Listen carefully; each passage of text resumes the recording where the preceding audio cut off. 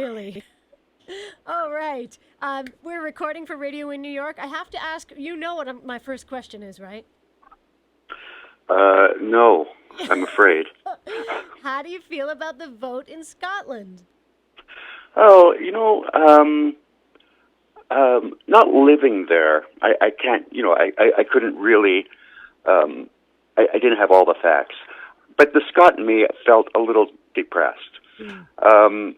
But hopefully it'll change the relationship in a positive way. I think when you come close to losing something, you maybe put a little more effort in keeping it. Right. Well said. Well said. So when did you leave Scotland?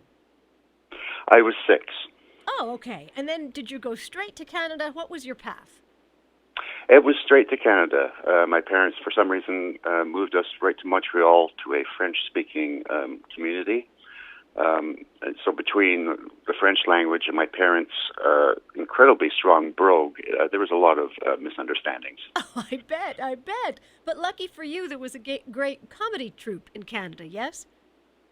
Is Second City? Yeah. I hope that's what you're talking about. Yes. And that was your destination. That was my destination. I'd started doing improv in Vancouver for years and then moved to Toronto and then was hired for Second City by the woman who became my wife. Yay. So it really worked out for me in many reasons. I guess so. I guess so. Now, you're bringing a show to Terrytown Music Hall. Mm-hmm. And what will that be like? We'd like to say it's like a live version of Who's Line without the tall guy and the black guy. Are you allowed It'll to be say that? I think so. Well, what are they going to do? Right. Really?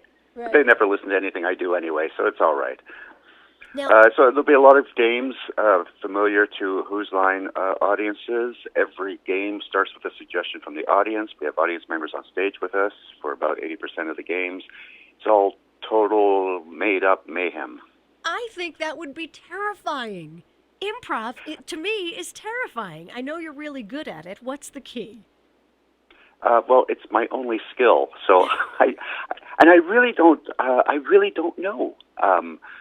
I just know it's the most comfortable I feel in my life, being in front of an audience who have paid money to see a show that we don't have. For some reason, really relaxes me. I think part of it is because, I'm usually on stage with, people I trust, and I just have this optimistic feeling everything's going to work out. Oh, that's beautiful. People paying money to see a show you don't have yet. You haven't created yet. And you really are creating art before our eyes. Sure, depending on who you are. It could be art. One person's art is another person's garbage. But Right. it's exciting. What I love about it is every show, it's the opening and closing night. That audience will never see that show again. We will never perform that show again. It's all so dependent on what we get from the audience, the theater, how we are that night. So it really is a fascinating process. Now, how do you prepare for a show like this? The best part is we don't have to, because we're both really lazy. So most of my preparation is relaxing enough so that I can walk out on stage with absolutely nothing planned. Because Brett and I have found that's when the show actually works best for us. When we're totally in survival mode, we're being kept on our toes by the audience and each other.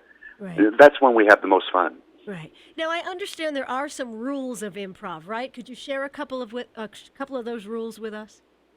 Yeah, basically the rules of improv are all the things we do not do in real life. You're supposed to listen to the other person, and there's a rule called yes and, which means you accept that person's idea and then you build on it.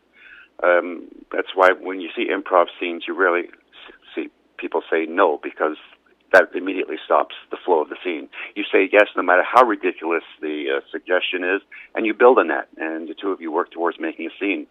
And basically that's it. Just listening and agreeing with people. Wow. If only the world If could take only that to the heart. world could be like Colin Mochrie on stage. The world That's would what be I say. like this. Yes. And, No one's buying it. and what kind of people come to these shows? I bet they're people who really like adventure. You're usually highly intelligent people who, no, I have no idea. And good looking. Are incredibly good looking.